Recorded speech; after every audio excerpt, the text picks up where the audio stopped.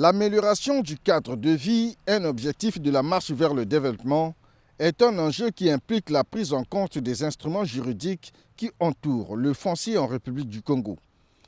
C'est un fait souvent négligé par le commun des mortels et qui est source de conflits parcellaires. Dans ce contexte de rupture avec les antivaleurs, la vulgarisation des principes qui régissent la propriété est un impératif. Et le ministre en charge des affaires foncières et du domaine public, Martin Parfait Aimé Kusuma Vungu, est au cœur de l'ouvrage. Dans un premier temps, il faut savoir qu'on ne peut pas s'approprier tout et s'approprier n'importe quoi. C'est pour ça que le département dont j'ai la charge fait l'effort de créer les conditions d'une bonne appropriation. Nous avons 342 000 km². Vous savez que hier, nous étions dans le système du monopartisme où on disait que la terre appartient à l'État. Après la conférence nationale, il a été établi que certains mécanismes ont été revus. Et la législation de 2004 a créé les conditions sur que on reconnaît la propriété privée de manière générale, on sait la propriété publique et il est établi que nul ne peut se prévaloir d'un espace si il n'a pas été reconnu par l'administration. C'est pour ça que le foncier en tant que tel, c'est l'espace là où il y a de la terre. Mais dans le cadre du domaine public, il est établi aussi que vous avez le domaine public maritime, vous avez le domaine public aérien, domaine public fluvial, et tous ces espaces font partie d'un environnement qui l'on peut essayer d'établir comme étant le foncier congolais, pour lesquels son appropriation est basée sur des règles. La loi de 2004 sur le domaine de l'État, sur le régime foncier, dit dans un premier temps qu'au Congo, on reconnaît les droits fonciers coutumiers, ce que nous appelons tous l'infomototo, mais à condition qu'ils aient fait constater leurs droits fonciers coutumiers. Le règlement existe depuis 2004 et 2006. Le rôle que j'ai, et depuis que j'ai pris mes fonctions, voici près d'un an, c'est de passer d'abord à la vulgarisation. Même si on dit que nul est censé ignorer la loi, vulgariser, c'est-à-dire expliquer comment ça se présente.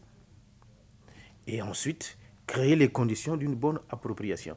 Que ce soit dans le cas du domaine public de l'État, du domaine privé de l'État, son appropriation est déterminée par des règles.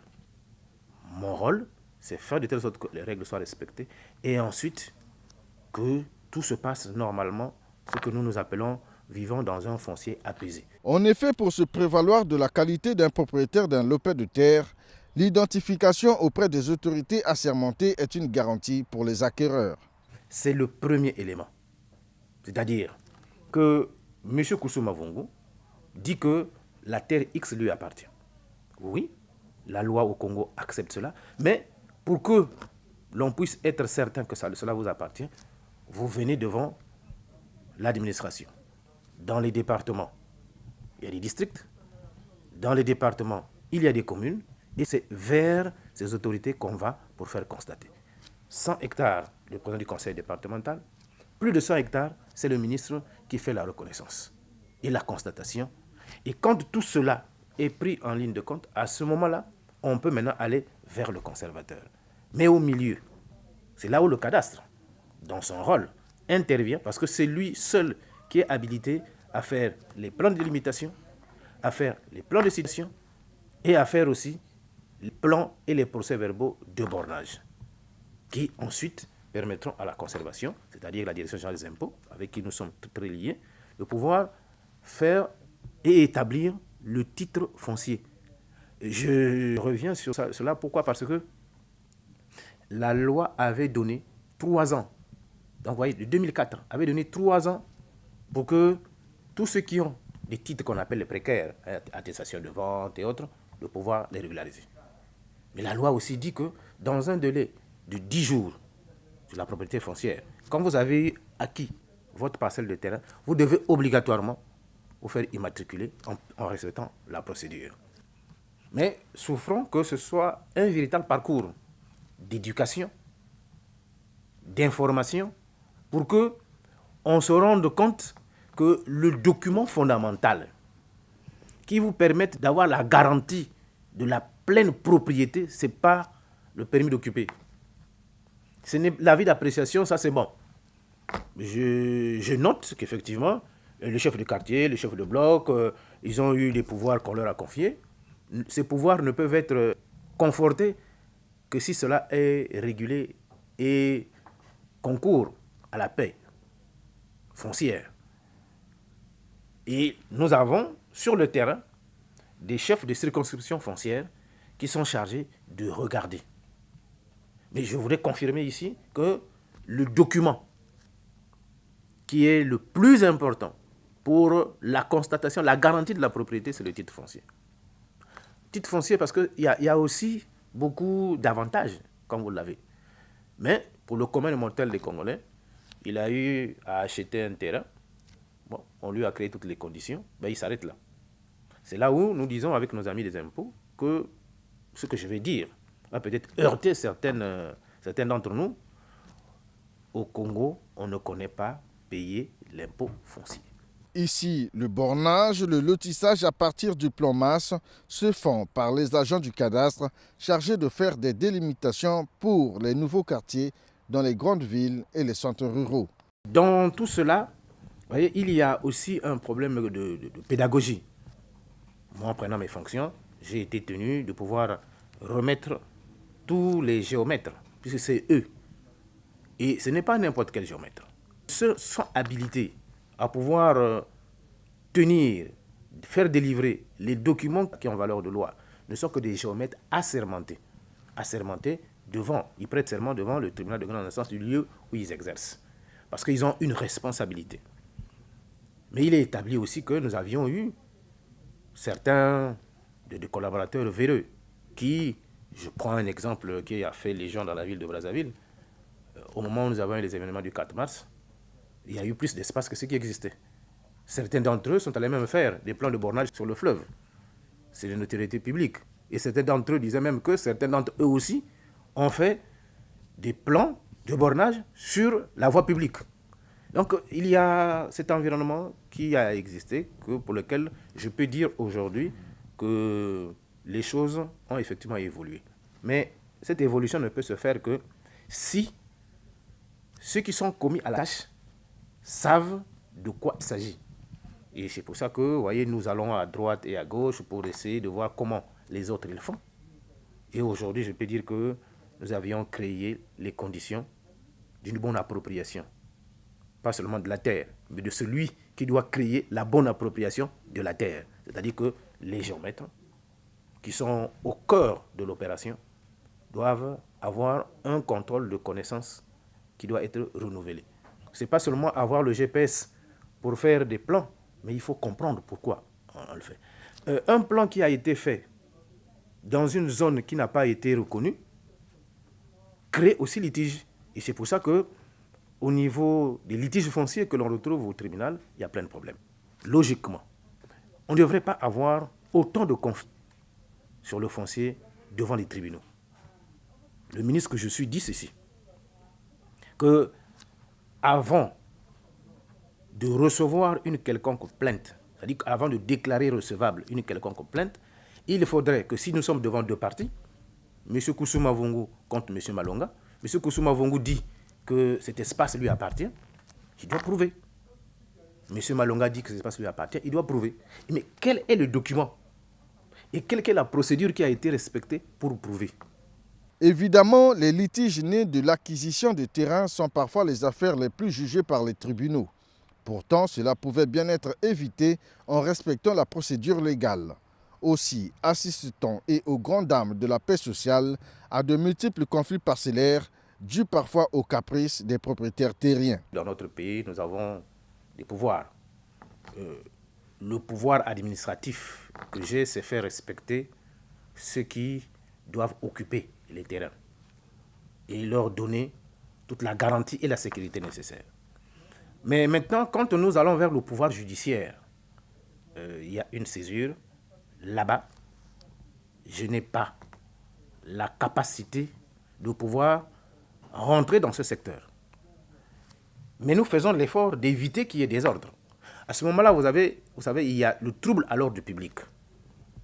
Et le procureur de la République, il est chargé de pouvoir créer les conditions du respect de toutes ces normes pour qu'il n'y ait pas de trouble à l'ordre public. Un autre phénomène qui fâche, c'est le trafic d'influence fait par les juges. Ces juges qui bénéficient des passe-droits au détriment des plus faibles, selon qu'ils soient propriétaires terriens ou acquéreurs. Nous, en tant que ministère des Affaires foncières et du domaine public, nous sommes tenus de créer toutes les conditions administratives, même techniques, pour que vous puissiez jouir de votre bien. Vous avez acheté votre terrain, vous voulez le mettre en valeur, vous l'avez acheté où? On doit faire respecter toutes les normes, il faut que la zone soit lotie. La commission technique d'urbanisme, même si de temps en temps elle est galvaudée, mais nous avions demandé à ce que cette commission puisse revoir le jour et pouvoir effectivement fonctionner. Et vous venez vers le cadastre, vous avez tous les documents nécessaires et vous allez pour la garantie de votre bien. Ça, c'est le travail que j'ai à faire. Maintenant, si vous allez en dehors de ce que je viens d'expliquer, ce n'est plus de ma compétence. À ce moment-là, je suis désolé, mais les véreux se retrouvent quelque part. S'ils sont appuyés par certains, il est difficile pour moi de pouvoir aller au-delà de ma responsabilité. Ce qu'il faut retenir, c'est que le titre foncier est l'unique document inattaquable. Les Congolais doivent être prudents car les avis d'appréciation ou les permis d'occuper ne suffisent pas. Ceci est valable tant pour l'État que pour les particuliers. Le titre foncier est inattaquable. Il n'y a qu'une seule juridiction dans notre pays, qui est la Cour suprême, en sa chambre civile ou administrative, qui est compétente pour. Alors c'est pour ça que, comme c'est un titre qui est inattaquable, moi, ministre du Foncier, chargé de créer les conditions de l'aboutissement ou de la détention, ou de l'obtention, pardon, du titre foncier, je veille à ce que les procédures soient bien respectées. Parce que vous savez très bien que dans Brazzaville, par exemple, je prends un cas qui est le plus simple, que tout le monde voit, la voie de la révolution congolaise, vers Hippocampe. Est-ce que vous savez que toutes ces zones-là, il y a des titres fonciers? Mais hier, nous qui avons tous grandi dans cette zone, nous savions que c'était appartenait à l'État. Mais le titre foncier a été établi. Alors il nous appartient maintenant de voir comment faire de telle sorte que l'on puisse garantir les biens de l'État. C'est aussi une bataille. Et je voudrais profiter pour dire aussi que les biens de l'État pour lesquels les uns tiennent à s'en approprier, mais doivent respecter une procédure. Un bien de l'État peut être déclassé, amené dans le domaine privé, et domaine privé pour une quelconque aliénation. Mais quand vous l'occupez sans autorisation, c'est puni par la loi. Par ailleurs, les expropriations sont monnaie courante depuis quelque temps au Congo. Le pays qui s'est lancé dans une vaste entreprise de développement a besoin des espaces nécessaires et pour cause d'utilité publique, l'État peut procéder à des expropriations. C'est le cas de la zone économique spéciale de Pointe-Noire. L'État ne négocie pas. En République du Congo, suivant les textes législatifs et réglementaires concernant la terre, le foncier, disent que l'État a le droit, dans le cadre des mécanismes d'intérêt public, dans tous les programmes d'investissement, d'occuper les zones. De la zone économique spéciale de Pointe-Noire, une étude a été faite, une évaluation a été faite et on a estimé que c'est dans cet espace que l'on devrait implanter la zone économique spéciale. Pour moi qui ai été ministre de la Marine marchande, en 2009, nous avions commencé à créer les conditions de l'extension du port autonome de Pointe-Noire. L'espace de 1535 hectares. Et c'est dans cet espace que nous allons avoir le port minéralier. Et qu'après 2009, on a estimé qu'il fallait rentrer dans le nouveau concept économique de la zone économique spéciale. L'espace a été effectivement agrandi et c'est ce que vous voyez. Nous, en tant que ministère des Affaires foncières, suivant la requête du ministère des Zones économiques spéciales, et nous l'appelons l'expropriant, suivant l'apport du ministère de l'aménagement du territoire chargé des grands travaux, nous avions créé les conditions et mené d'abord une enquête préalable pour dire à ceux qui sont dans cette zone-là qui a été choisie par l'État, voilà ce qui va se passer. C'est pour ça que nous avions créé les conditions de l'identification. Cette procédure a été régulièrement faite. Et maintenant, nous allons passer à la procédure de l'enquête d'utilité publique qui va nous amener, et comme effectivement le président l'a dit, suivant le règlement, suivant les lois de notre pays, passer à la phase qui devrait aller vers l'expropriation. Mais dans ces zones, vous avez les propriétés bâties et les propriétés non bâties. Et dans cette zone, nous avions retrouvé près d'une vingtaine de titres fonciers. Mais les autres n'ont pas les documents nécessaires. Ce que nous allons faire maintenant, c'est de passer à cette phase qui, comme je l'ai dit, devrait amener aux expropriations en tant que telles. Bon, c'est vrai qu'il y a eu beaucoup de bruit. Il y a eu, à la vérité, les propriétaires terriens qui, pendant que vous, qui avez acheté chez eux, que vous devriez maintenant venir pour dire « voilà mes documents », et derrière, ils ont ouvert encore un autre registre pour percevoir, ils ont commencé à 2000, ils sont allés certains jusqu'à 100 000, que nous avons condamné. Voilà le bruit que peut-être que vous avez entendu. Vous voyez, le président de la République a été, il y a quelques jours, précisément le 16 de ce mois, à Nkunda. Le travail du bornage avec les équipes techniques, tout ça a été régulièrement fait. Et nous attendons maintenant, en ce qui nous concerne, nous passons à la phase de l'utilité publique jusqu'à aller vers les expropriations. Cependant, il y a des zones à défendre pour lesquelles le lotissement est interdit. Une situation que le ministre des Affaires foncières du domaine de l'État condamne. Quand vous devez lotir une zone, ce lotissement commande à ce qu'il y ait des espaces publics régulièrement répertoriés pour l'école, pour la santé, pour la force publique. Et en plus, n'oublions pas qu'il y a des zones non aedificandi, c'est-à-dire que des zones qu'on ne peut pas occuper. Alors, si ils sont perchés quelque part, et puis moi, j'ai donné des instructions à mes collaborateurs de ne leur délivrer aucun document. Quand vous êtes dans une colline, est-ce qu'on peut aller construire sur une colline ou sur un versant? Il faut qu'on reconnaisse une chose. Et 2018 va être un point de départ par rapport à cela. Et moi, je m'efforce et je vais y arriver. Au Congo, les ventes sont, comme on dit en droit, faites sous seing privé. Vous avez votre terrain, vous me le vendez et nous nous entendons. La loi commande à ce que ça se fasse devant un notaire. L'occupation du domaine public obéit aux dispositions définies par la loi. Malheureusement, ce domaine est souvent spolié. Les occupations anarchiques sont de plus en plus légion. C'est d'ailleurs avec étonnement qu'on assiste au surgissement des taudis croulants à la place des quartiers chics. Il est prévu que je puisse prendre toute l'armada juridique, administrative et technique des affaires foncières du domaine public, le mettre sur la commune de Kintélé. Que les erreurs que nous avions commises dans la ville de Brazzaville, qu'on l'amène à la périphérie. Le gouvernement, après avoir mis en place toutes les infrastructures, a estimé que Kintélé doit être une commune modèle. Alors, les premiers interpellés, c'est le ministère des Affaires foncières du domaine public, avec nos amis du ministère de l'urbanisme. Et puis, il faut cette zone, il y a le ministère de l'économie forestière, parce qu'il y a de l'espace forestier. Donc, c'est moi, en tant que ministre des Affaires foncières du domaine public, je suis celui qui est en tête de liste. Et des dispositions sont prises pour que toutes les nouvelles entités administratives qui ont été créées par les lois, par les règlements, il faudrait que nous leur donnions une autre manière de vivre. Sinon, nous allons avoir toujours à recommencer et avoir les mêmes problèmes. Et on risque d'avoir encore des questions d'expropriation et autres.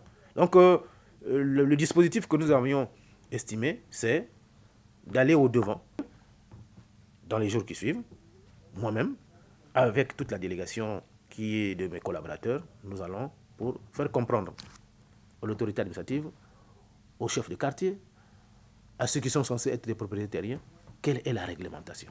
Je crois et je suis convaincu et conscient que nous allons effectivement y arriver parce que c'est quelque chose de très important de manière mitoyenne à la ville de Brazzaville.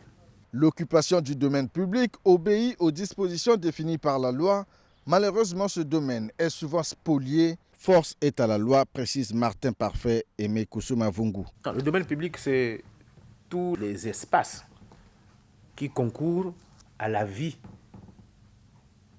de la population. Mais dans le domaine public, vous avez beaucoup de types. Je prends ce qui nous intéresse le plus, qui touche le commun des mortels. C'est le domaine public de circulation. Les routes, les espaces qui sont à côté des routes qui ne peuvent pas être occupés, mais qui ne peuvent être occupés que suivant autorisation, les abords des voies. Et de là, pour ne pas faire de la grosse science administrative sur le domaine public, vous voyez, dans les quartiers, il y a des routes, des ruelles. Et certains d'entre nous ferment les ruelles, font contourner. Non. Le domaine public de circulation doit être ouvert, cette servitude. Et à ce moment-là, il appartient à l'administrateur maire, au chef du quartier, au chef du village et autres de pouvoir faire respecter cela. Et la loi sur le domaine public, de manière générale, et moi je viens sur le domaine public de circulation, puisque c'est celui-là qui est le véritable, ce que nous constatons, c'est que par exemple, la loi autorise à ce que les stations d'essence puissent prendre le domaine public de circulation. Pourquoi? Parce que ce n'est que comme ça qu'ils peuvent effectivement assurer le service public. Mais en dehors de ce que je viens de dire, pour lesquels on a autorisé, les autres ne peuvent être occupés que sur autorisation. Que ce soit la collectivité locale, que ce soit l'administration en tant que telle. Tout ne se fait qu'avec autorisation. Quand on a exproprié, la loi dit que quand on a fait une expropriation et quand le ministre des Affaires foncières fait la déclaration d'utilité publique pour occuper un espace, cet espace rentre automatiquement et incorporé dans le domaine public. Allons à Yé. Nous avons fait une route lourde, mais cette zone a été régulièrement expropriée. Le comble, c'est que, bon, comme la nature a horreur du vide, vous avez beau chasser le naturel, il revient au galop. Et c'est à la mode, hein, dans toute la République. Ceux qui ont été régulièrement expropriés, ils ont perçu leur indemnité, mais ils sont là. Qui plus est, c'est eux qui revendent encore. Mais là, je ne vais plus faire d'expropriation. Je vais faire déguerpissement de la manière la plus forte. Je peux regarder la tête et les couleurs des yeux des uns et des autres. Là, vous avez perçu, c'est maintenant de l'escroquerie. Tous ceux qui ont quelque part perçu l'indemnité juste et préalable et qui occupent encore les zones, parce qu'ils sont nombreux, hein, surtout dans la zone de Yé, là, qui occupent encore les zones,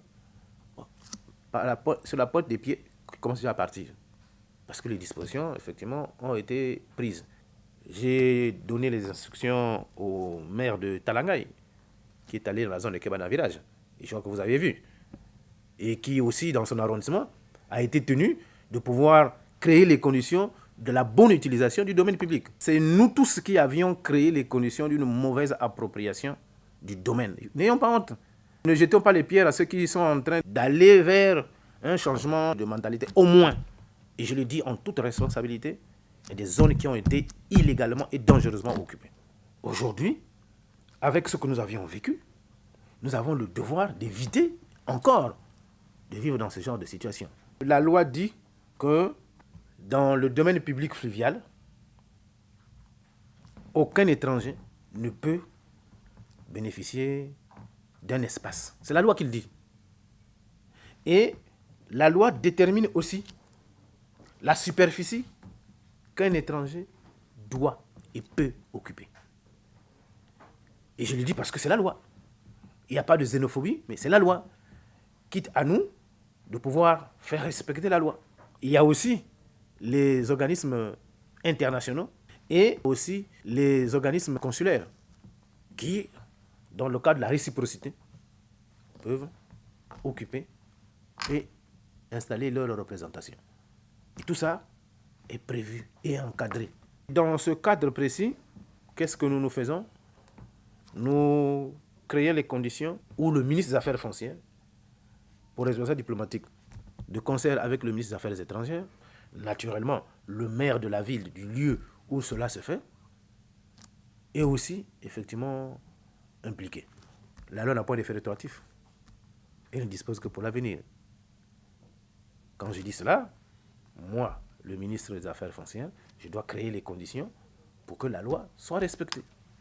Le procureur de la République, qui est un des éléments importants dans la mise en œuvre de la politique que nous devions effectivement créer avec tout son environnement, des OPJ, faire de telle sorte que l'administration, la partie exécutive, puisse faciliter à la population une vie normale dans les villes ou dans les villages. Conscient du rôle que joue le foncier pour un pays, le ministre Martin Parfait-Aimé Kusuma-Mavungu pense qu'il est temps d'adopter des comportements nouveaux pour parvenir à un foncier apaisé avec un apport considérable sur l'assiette fiscale. Faisons confiance aux cadres qui sont chargés de la gestion de la terre. Faisons confiance à la République qui fait de telle sorte que les lois et règlements soient effectivement respectés, sans ambiguïté. Faisons aussi de telle sorte que nous qui voulons occuper des espaces, que nous les occupions suivant les termes prévus par la loi. Sinon, c'est la loi qui va effectivement nous mettre dans de mauvaises postures, le déguerpissement et autres mécanismes non prévus par la loi. Et l'ordre public, quand il est troublé, ce n'est pas une très bonne chose. Et nous pensons que pour les cadres de mon département, quitte à eux de veiller à accompagner tous ceux qui tiennent à s'approprier la terre. Un accompagnement simple, limpide et honnête. Sinon, c'est la loi aussi qui, non seulement ce sont les occupants ou ceux qui s'approprient la terre, mais la loi aussi, dans tous les régimes tels que prévus, va faire de telle sorte que ceux qui ne travaillent pas suivant les règles telles que prévues, bon, la loi va les prendre à défaut. Mais je crois que nous avons commencé et nous sommes en train de continuer la politique de vulgarisation de l'occupation de l'espace. Parce que je dis toujours que la terre est une richesse. Nous avons 342 000 km². Mais elle ne doit pas être qu'une simple richesse, mais doit être une source d'immenses richesses. Faisons l'effort de contribuer à ce que l'État doit créer comme condition de bonne vie de la République. Et le président de la République, dans son projet de société et dans le travail qui a été confié au gouvernement, c'est faire que nous puissions gérer une paix foncière, gérer une viabilisation normale et rationnelle de nos espaces et une bonne occupation aussi de nos espaces, que ce soit le domaine public, le domaine privé, et même si vous êtes dans votre propre domaine, mais autour de vous, il y a les autres pour lesquels votre présence ne doit pas être source de conflit. Et nous, avec la contribution des autres départements, je vois particulièrement le département de la justice, faire de telle sorte que tous ceux qui occupent ou qui veulent occuper, l'occupent avec une sécurité, une sécurisation bien faite.